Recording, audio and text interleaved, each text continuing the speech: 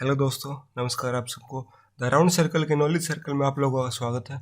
तो आज हम बात करेंगे थोड़ी क्रूड ऑयल के बारे में। जो ये इतना नेगेटिव जा चुका है, इसका क्या कारण है? -$40, -$37 पर ये बैठा है। इसका क्या कारण और इस पे इंडिया पे क्या इफेक्ट पड़ता है? क्या इंडिया में तेल सस्ता हुआ?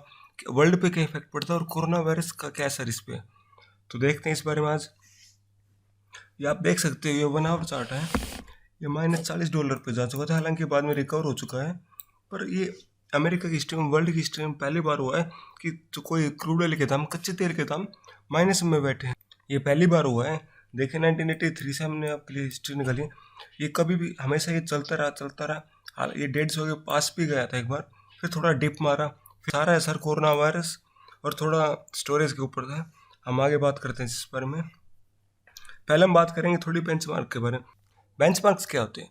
बेंचमार्क्स ये होते हैं जिससे कच्चे तेल के दाम के जो प्राइस होता है उनका, वो जो डिसाइड होते हैं। 3 तरह के बेंचमार्क्स होते हैं। एक होता है WTI, पर इससे हमारा कोई लेना देना नहीं है। ये ब्रांड हमारा जो इंडिया हम जो लेते हैं वो इसके हिसाब से प्राइस सेट होता है।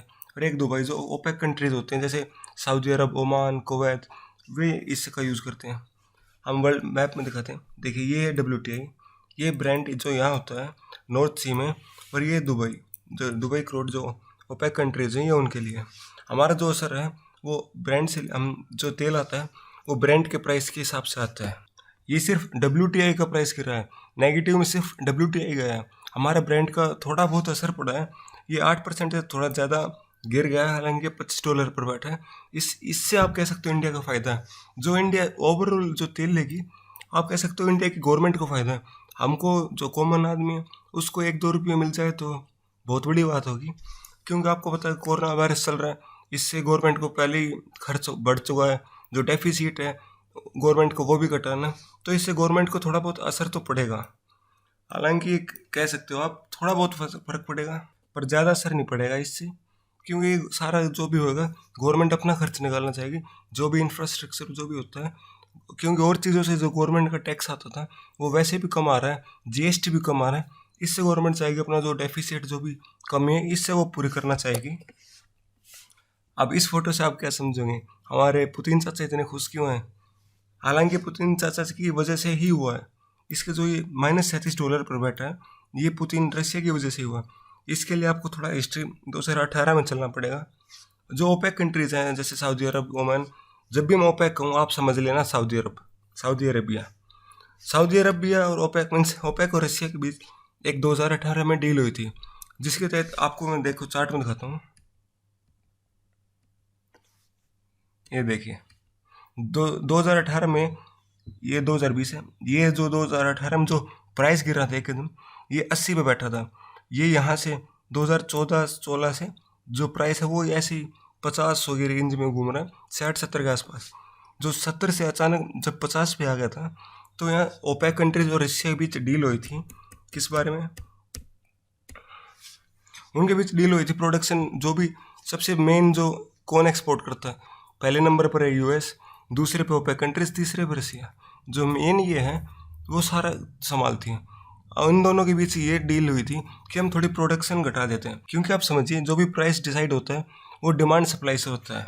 कोई भी प्रोडक्ट हो दुनिया में, हमेशा उसकी जो प्राइस होती है वो डिमांड एंड सप्लाई के उस पर होती है। देखिए ये होता है, ये चार्ट। ये जब 2018 में जब प्राइस गिर चुका था, तो उन्होंने सोचा थोड़ी सप्लाई भी घटा देते हैं जिससे प्राइस बढ़ जाएगा। तो ये डील हुई थी, उन दोनों के बीच डील हुई और प्राइस वापस नॉर्मल आ भी चुका था, आपने जैसे चार्ट में देखा हो। तो अब क्या हुआ, उसके लिए मैं आपको ये दिखाता हूँ। कोरोना वायरस की वजह से लॉकडाउन है, जो ये है एक, जो हमारी पूरी ग्लोबल की नीड है, ये एक दिन की है। 101 मिलियन बैरल्स, मतलब ये डेली का खर्च है। पर कोरोना वायरस की वजह से 30% तक डिप मार चुका है। मीन्स 101 जो 100 बैरल मान लिया, 100 मिलियन बैरल, मीन्स हमेशा अब 70 मिलियन बैरल यूज़ हो रहा है। मीन्स सप्लाई कम हो गई, सॉरी डिमांड कम हो गई।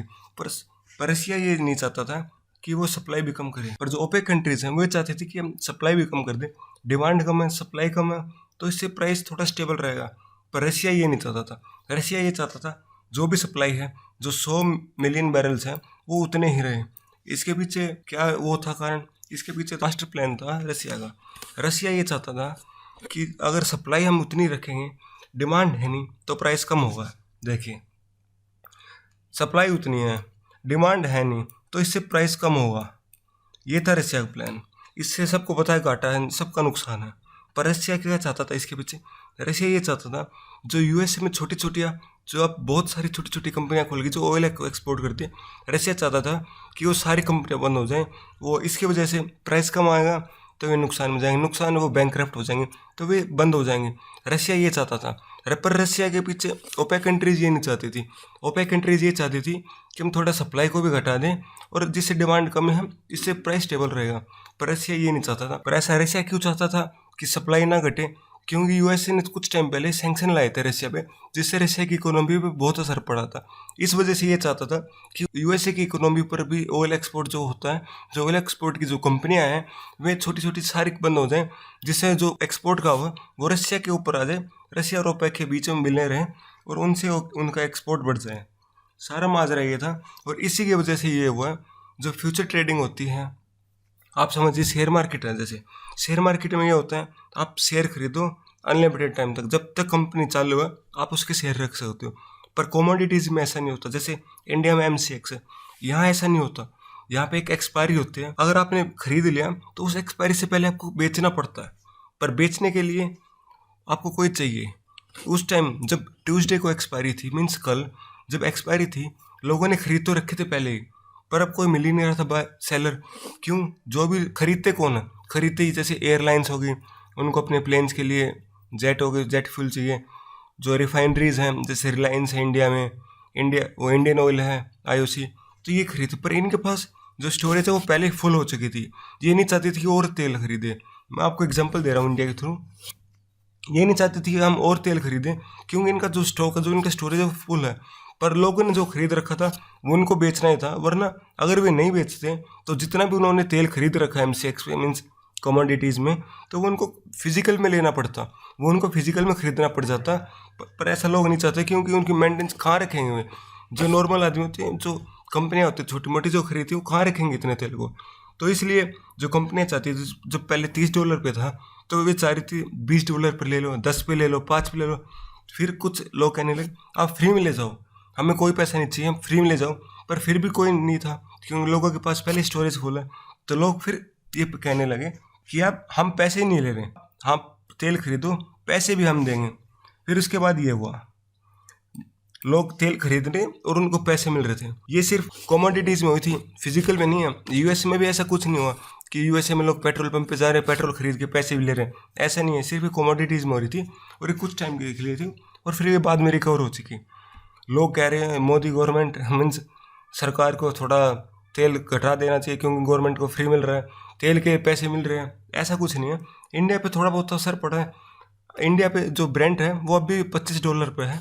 हालांकि ये पक्का है कि इंडिया को थोड़ा फ़ायदा हुआ। पिछली बार इंडिया ने $112 बिलियन दिए थे 2019 में तेल खरीदने के लिए। इससे इंडिया पर बहुत फ़र्क पड़ा। अब करीब $50-60 बिलियन में ही काम चल जाएगा इंडिया।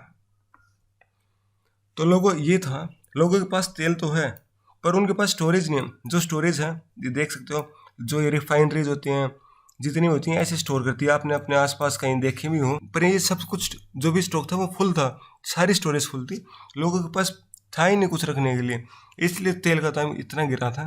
ये थी हमारी एक छोटी सी पेशकश इसके पीछे। वीडियो पसंद आई तो लाइक कर देना, चैनल को सब्सक्राइब कर देना and have a good day. Thank you.